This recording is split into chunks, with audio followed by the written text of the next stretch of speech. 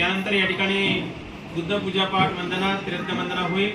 ज्यांना कोणाला म्हणता येत नसेल त्यांनी सोबत बोलायचं आहे आणि म्हणता येत नसेल तर शांत चित्ताने एकाग्र चित्ताने आपण सर्वांनी बुद्ध पूजा पाठ वंदना ग्रहण करायची आहे. नमो तस्स भगवतो अरहतो सम्मा संबुद्धस्स. नमो तस्स भगवतो अरहतो सम्मा संबुद्धस्स. नमो तस्स भगवतो अरहतो सम्मा संबुद्धस्स. वनगन्धगुणोपेतं एतं कुसुमसन्तति पूजयामि मुनीन्द्रं.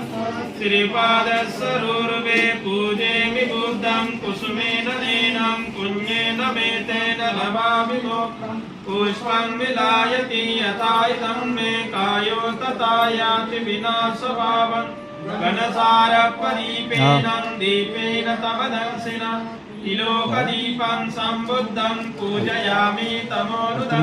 सुगन्धिकाय वदनं अनन्तगुणगन्धिना सुगन्धिना गन्धेनं पूजयामि तथागतं. बुद्धं दमं च संगं सुगततनुगवान् धातुं धातुगन्धे.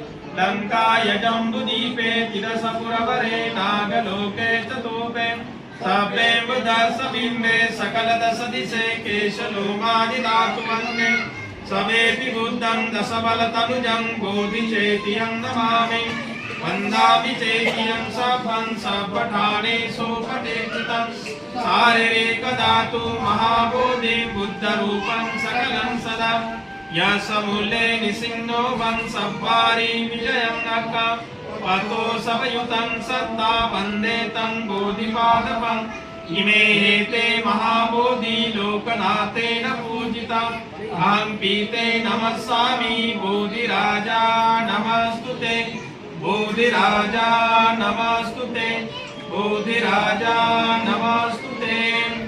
इति पीसो भगवारहं सम्मा सम्बुद्धो वेदाचरण संपन्नो. सुगतो लोकविदो अनुत्तरो पुरुषधम्म सारथि सत्ता देव मनुस्मरण. बुद्धो भगवते बुद्धं जीवितपर्यन्तं शरणं गच्छामि. ये च बुद्धातीता च ये च बुद्धा अनागता पचुपन्ना च ये बुद्धा. अहं वन्दामि सर्वदा नत्ति मे शरणं अय्यं बुद्धो मे शरणं. एतेन सच्चवज्जेन होतु ते जयमङ्गलं. स्वाख्यातो भगवता धम्मो सन्देशिको अकालिको यैपासिको औपनायिको पाच्यतं वेदितवो विनियोगिते. धम्मं जीवितपर्यन्तं शरणं गच्छामि. ये च धम्मातीता च ये च धम्मा अनागता पचुपन्ना च ये धम्मा. अहं वन्दामि सर्वदा नत्ति मे शरणं अय्यं धम्मो मे शरणं. एतेन सच्चवज्जेन होतु ते जयमङ्गलं. सुपटिपन्नो भगवतो सावकसङ्घो. पूज्यपटिपन्नो भगवतो सावकसङ्घो. ज्ञायपटिपन्नो भगवतो सावकसङ्घो. स्वामिचिपटिपन्नो भगवतो सावकसङ्घो. यदिदं चत्वारि पुरुषयुगानि अष्टपुरुषमुद्गला एष भगवतो सावकसङ्घो. आहुनय्यो पाहुनय्यो दक्षिणय्यो अञ्जलिकरणीयो अनुत्तरं पुण्यं चेतं लोकसाति. संघं जीवितपर्यन्तं शरणं गच्छामि. ये च संघातीता ये च संघा अनागता पचुपन्ना च ये संघा. अहं वन्दामि सर्वदा नत्ति मे शरणं अय्यं संघो मे शरणं वरम्. एतेन सच्चवज्जेन होतु ते जयमङ्गलम्. इमाय धम्मानुधम्मपटिपाट्य बुद्धं पूजयामि. इमाय धम्मानुधम्मपटिपाट्य धम्मं पूजयामि. इमाय धम्मानुधम्मपटिपाट्य संघं पूजयामि. अद्धा इमाय पटिपाट्य जाति जरा मरणं महापरिमुञ्च सामि. इमिना पुञ्जकमेनं मामे बालसमागमो सन्तं समागमो हन्तो यावनिप्पाणपाद्य. देवो वसन्तु कालेन स सम्पत्तिहेतो च. ईतो भवन्तु लोको च राजा भवतु धम्मिको. बुलसाधु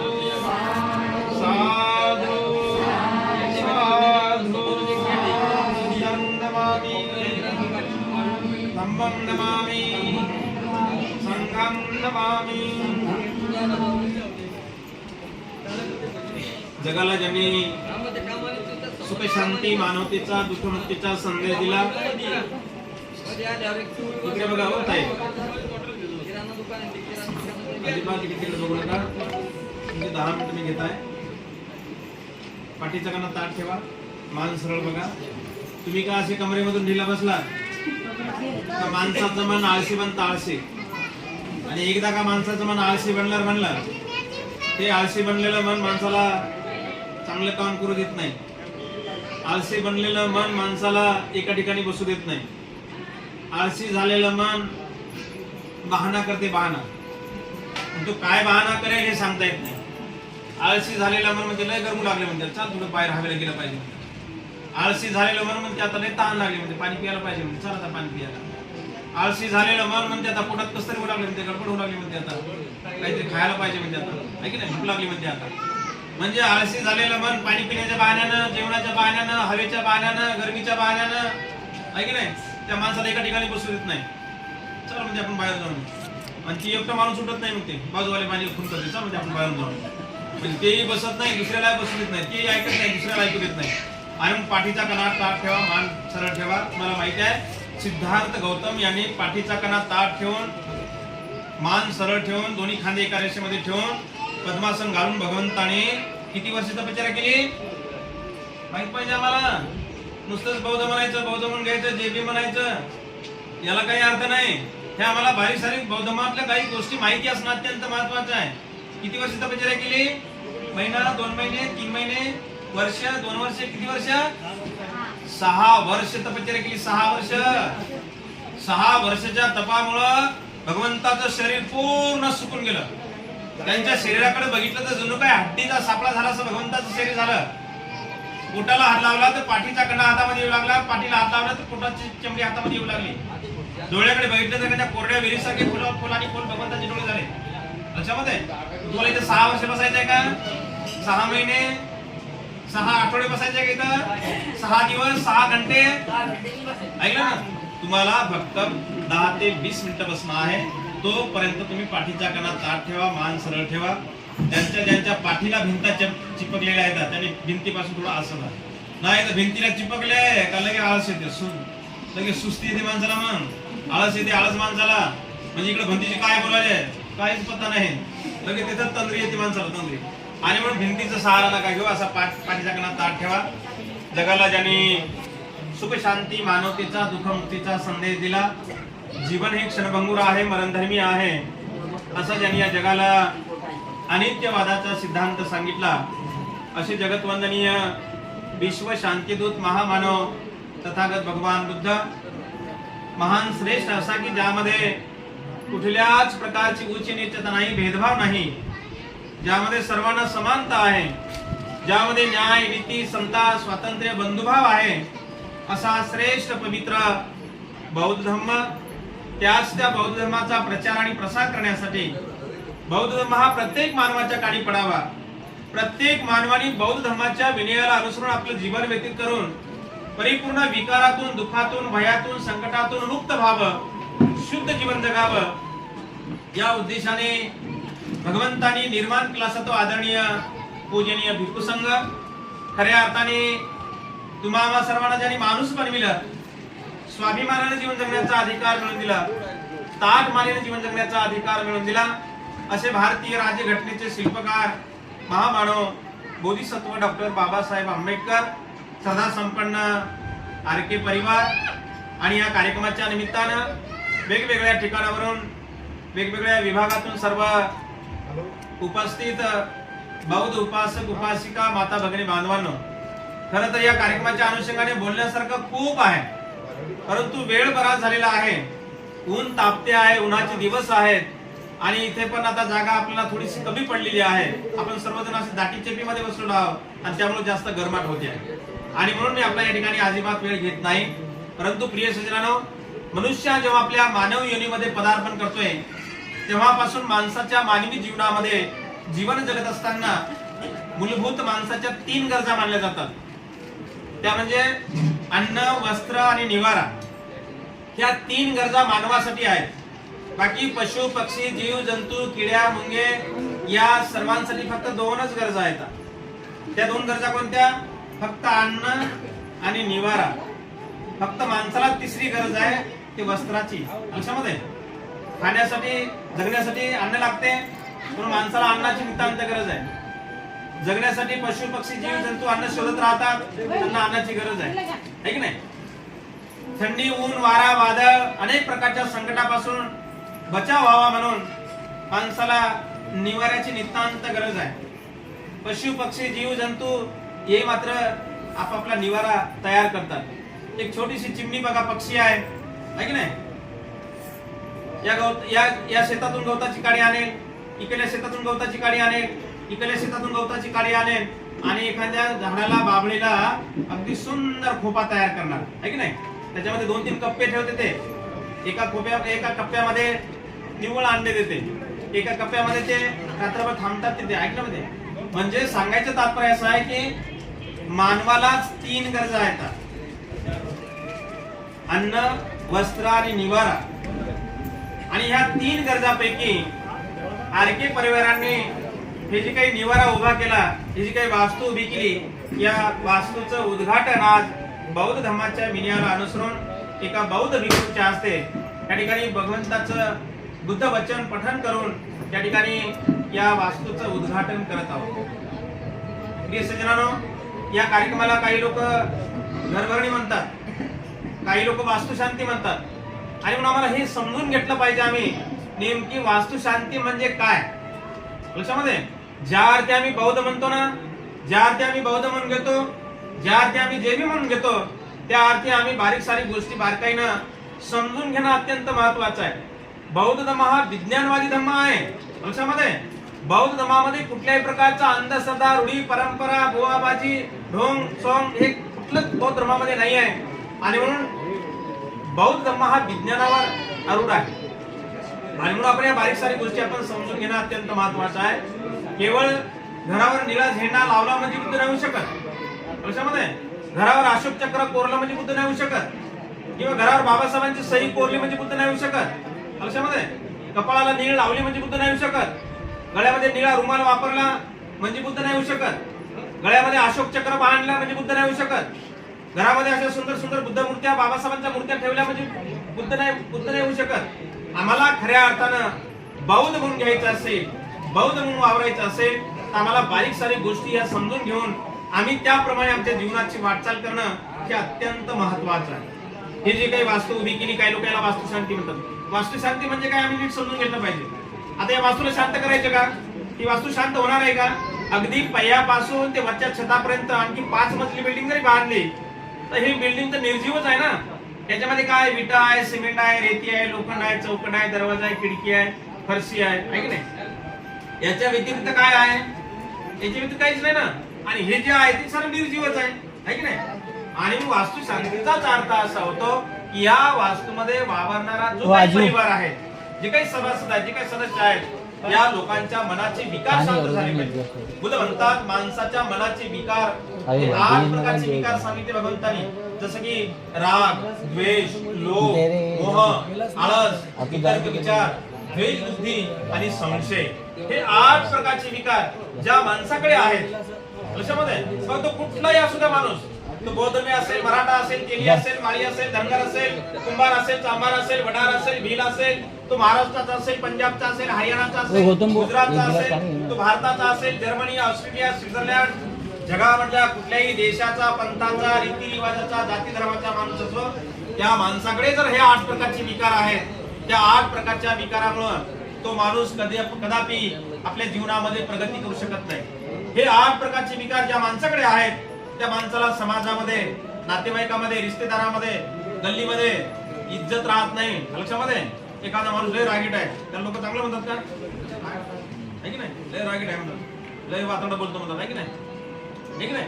म्हणजे सांगायचं तात्पर्य असं आहे की भगवंत म्हणतात की मानवी मनाचे 8 प्रकारचे विकार आहेत, आणि 8 प्रकारचे विकार नाहीसे करून जो माणूस शुद्ध जीवन जगतो, जो माणूस निर्मळ जीवन जगतो, लक्षामध्ये तो माणूस परिपूर्ण विकारातून, दुःखातून, भयातून, संकटातून मुक्त होतो। तो मनुष्य आपल्या जीवनामध्ये खऱ्या अर्थानं प्रगती करू शकतो। आणि म्हणून आजच्या या मंगलमय प्रसंगी आरके परिवाराने जी काही वास्तू उभी केली, या वास्तूच्या उद्घाटना प्रसंगी मला या ठिकाणी सांगायचं आहे की आरके परिवाराने आज बौद्ध भिक्षूंना निमंत्रित करून बौद्ध भिक्षूंना भोजनदान अन्नदान देऊन या ठिकाणी वंदना परित्राण पूजापाठ घेऊन या ठिकाणी वास्तूचा जे काही उद्घाटन करतात आपण, ते सुंदर सुंदर बुद्ध बाबासाहेबांच्या मूर्त्या आणल्या बघा, त्या नवीन आहेत, या मूर्त्यांच्या सुद्धा पूजा होत आहे लक्षामध्ये. आणि म्हणून आजपर्यंत हे जे काही या वास्तूमध्ये जे काही बुद्ध बाबासाहेबांच्या मूर्त्या आपण स्थापन करत आहोत, इथून मात्र आरके परिवारावरती फार मोठी जबाबदारी आता पडणार आहे लक्षामध्ये. या बुद्ध बाबासाहेबांच्या मूर्त्यांची देखभाल करणं, त्याची पूजा अर्चा करणं, सकाळ संध्याकाळ अगरबत्ती मेणबत्ती प्रज्वलित करणं, त्या भगवंताच्या मूर्ती समोर बसून ती त्रिशरण पंचशील ग्रहण करणं आणि आपल्या जीवनामध्ये ते आचरण करणं पालन करणं हे अत्यंत महत्वाचं आहे. या वास्तूमध्ये वावरत असताना केवळ आणि केवळ फक्त आणि फक्त बुद्ध फुले शाहू आंबेडकरांचे विचार या घरामध्ये विचार रुजले पाहिजे आपण लक्षामध्ये. नाही तर आज भंतीच्या हाताने पूजा केली, सुंदर सुंदर बुद्ध बाबासाहेबांच्या मूर्त्या आणल्या, आज कार्यक्रम झाला आणि उद्या म्हणा का 15 दिवसानं म्हणा का महिन्यानं म्हणा, या घरामध्ये जर इतर देवदेवतांची पूजा अर्चा होत असेल लक्षामध्ये, या घरामध्ये इतर देवदेवतांची पूजा होत असेल, उपवास तापस या घरामध्ये केला जात असेल लक्षामध्ये, किंवा या घरातून एखाद्या देवीला देवाला एखाद्या कंदोरी जर जात असेल तर ही पूजा करून आणि बंदीला बोलावून काही अर्थ होणार नाही लक्षामध्ये. बाबासाहेबांच्या त्यागाला काही अर्थ होणार नाही. बाबासाहेबांनी अर्ध उपासी पोटी राहून 18 तास अभ्यास करून एका पावाच्या तुकड्यावरती अर्ध उपासी पोटी राहून बाबासाहेबांनी केवळ आणि केवळ तुम्हा आम्हा सर्वांना ताट मानेने जीवन जगता यावं म्हणून, स्वाभिमानाने जीवन जगता यावं म्हणून बाबासाहेबांनी केवळ आपला विचार केला.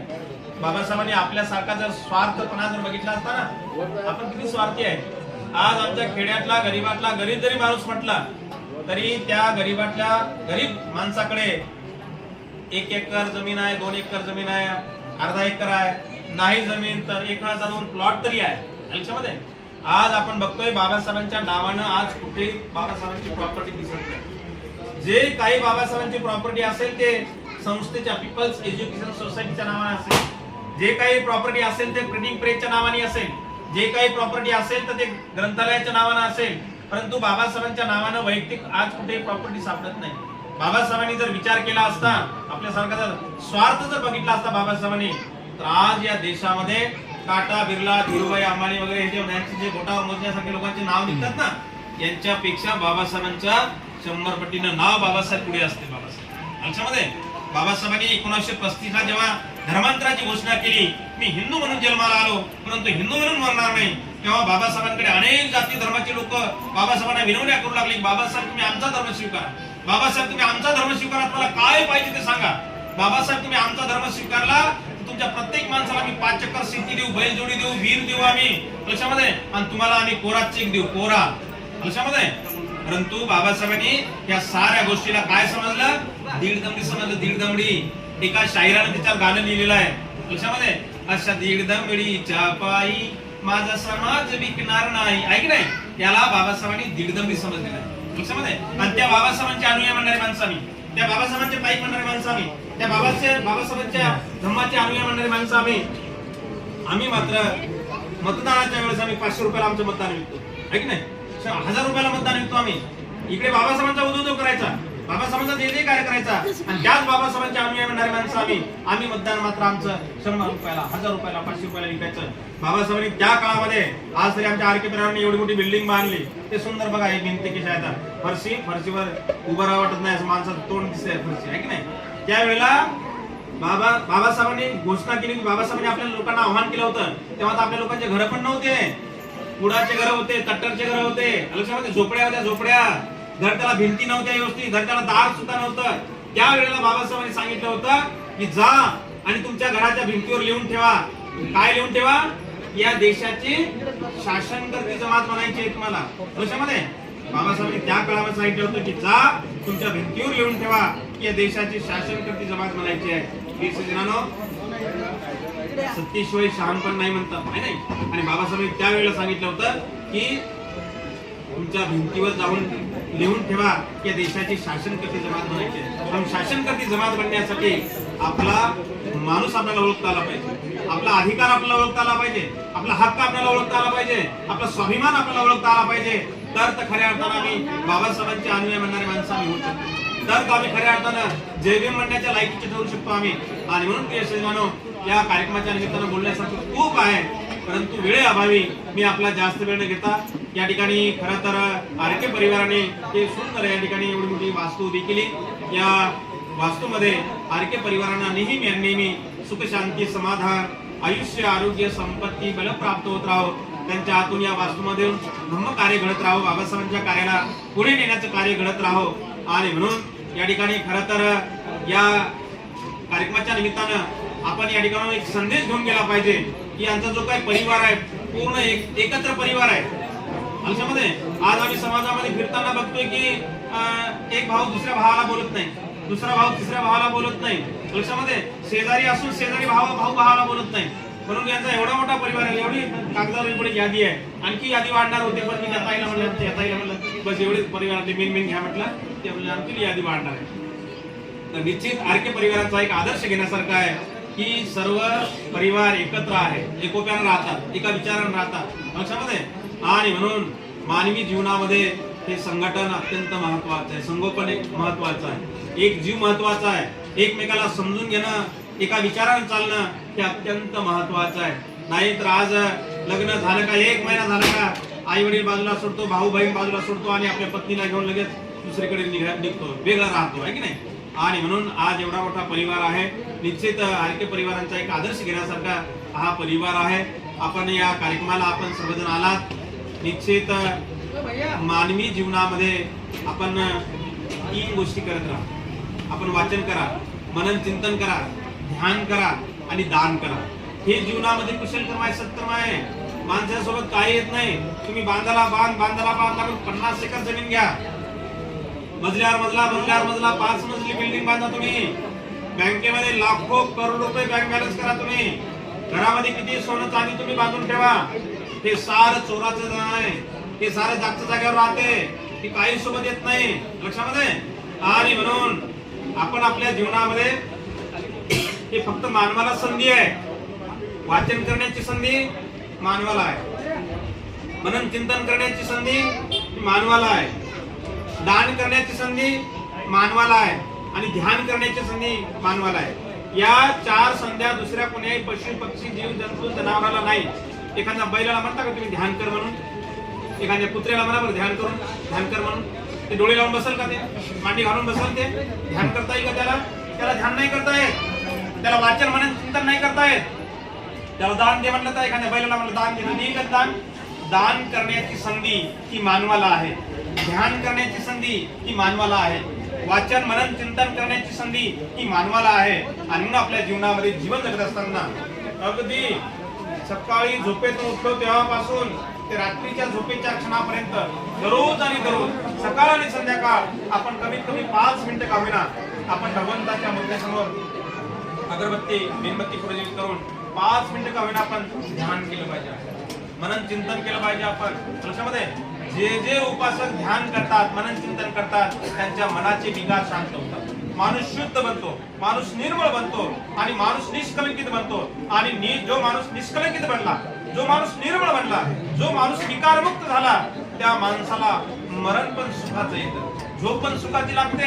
काही लोकांना झोपाच येत नाही. या अंगावर झोपलं झोप नाही, या अंगावर झोपलं झोप नाही, उलट झोपलं झोप नाही, पातळ झोपलं झोप नाही, अंगावर घेऊन झोपलं झोप नाही, अंगावरलं काढून झोपलं झोप नाही, फॅन चालू करून झोपलं झोप नाही, फॅन बंद करून झोपलं झोप नाही. त्याच्यामध्ये मग डॉक्टर कडे जावं लागते. साहेब झोपच येत नाही, झोपेच्या गोळ्या. काही लोकांना झोपेच्या गोळ्या खाऊन झोप घ्यावं लागते. त्याच्यामध्ये ते असं का होतं? याचं कारण आहे की आम्ही ध्यान मनन चिंतन दान धर्म आम्ही करत नाही. लक्षामध्ये आणि म्हणून जर शुद्ध जीवन जगायचं असेल, विकारमुक्त जीवन जगायचं असेल, प्रफुल्लित आनंदाने जीवन जगायचं असेल तर आपण ह्या गोष्टी आपण करत राहावं.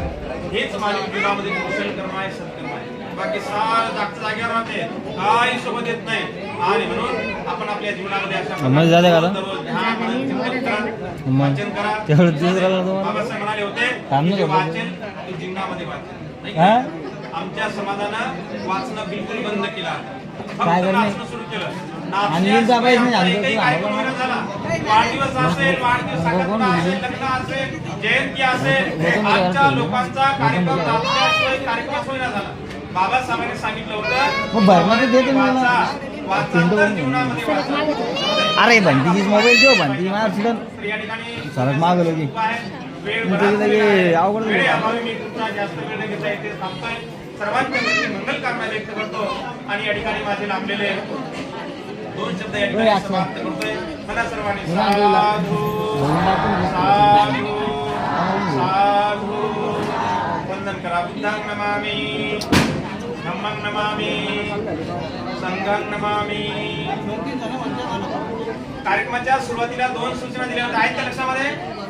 का पुढे पाठ मागे सपाट काही घेणदेण नाही झालं? कोणत्या 2 सूचना होत्या? पहिली सूचना होती की कार्यक्रम समाप्त होईपर्यंत कोणाच्याही मोबाईलची बेल वाजली नाही पाहिजे.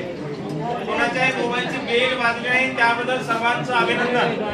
दुसरी सूचना होती की कार्यक्रम समाप्त होईपर्यंत कोणीही आपसामध्ये बोलायचं नाही. आपण आपसामध्ये कोणीही बोलला नाही त्याबद्दल पुन्हा एकदा तुम्हाला सर्वांचं अभिनंदन. आता कार्यक्रम समाप्त करताना 4 सूचना आहेत. कशामध्ये 4 सूचना आहेत? एकावर एक फ्री, 2 वर 2 म्हणले 4 होतील की नाही? तर पहिली सूचना अशी आहे. हो ताई बसा झाले, काय झालं? सारा जेवायला सुट्टी झाली आता.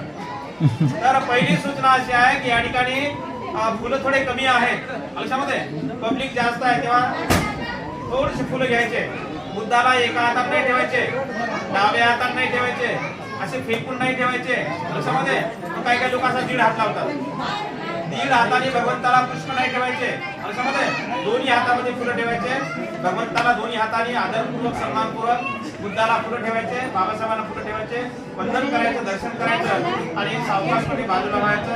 दुसरी सूचना अशी आहे की या ठिकाणी आरके परिवाराने या कार्यक्रमाच्या निमित्तानं आलेल्या तमाम उपासक उपासिकांना, पाहुणे मंडळींना भोजनदानाची व्यवस्था केलेली आहे. भोजन घेतल्याशिवाय कुणी जाऊ नये अशी सर्वांना आरके परिवाराकडून सर्वांना आग्रहाची विनंती आहे. तिसरी सूचना अशी आहे की ऑक्टोबर मध्ये विजयादशमी येत आहे. विजयादशमी आणि विजयादशमी झाल्याच्या दुसऱ्या दिवशी बुद्धगयेची धार्मिक धम्मसहल निघत आहे. धार्मिक धम्मसहल ही 20 दिवसाची आहे. 20 दिवसामध्ये तुमचं जेवण, नाश्ता, चहा, राहणं, जाणं, येणं, छोटे मोठे 70-72 ठिकाण आपण दाखवतोय. आमच्या आरके बाबा आमच्या सोबत होते बघा, आई बाबा आमच्या सोबत होते. 20 दिवस 70 ते 72 ठिकाण आम्ही छोटे मोठे दाखवताना आणि मी स्वतः गाईडलाईन करतो, स्वतः मार्गदर्शन करतो. प्रत्येक ठिकाणी वंदना, प्रवचन, ध्यान, मार्गदर्शन. तर अशा पद्धतीने आपल्याला जर कुणाला यायचं असेल, आणखी 3 महिने टाइम आहे, 4 महिने टाइम आहे, तर आपल्याला कुणाला बुद्धगयेला यायचं असेल तर आपण संपर्कामध्ये राहावं. आरके बाबांकडे माझा नंबर आहे, आमच्या भाऊकडे नंबर आहे, आपण यांच्याशी संपर्क साधू शकता.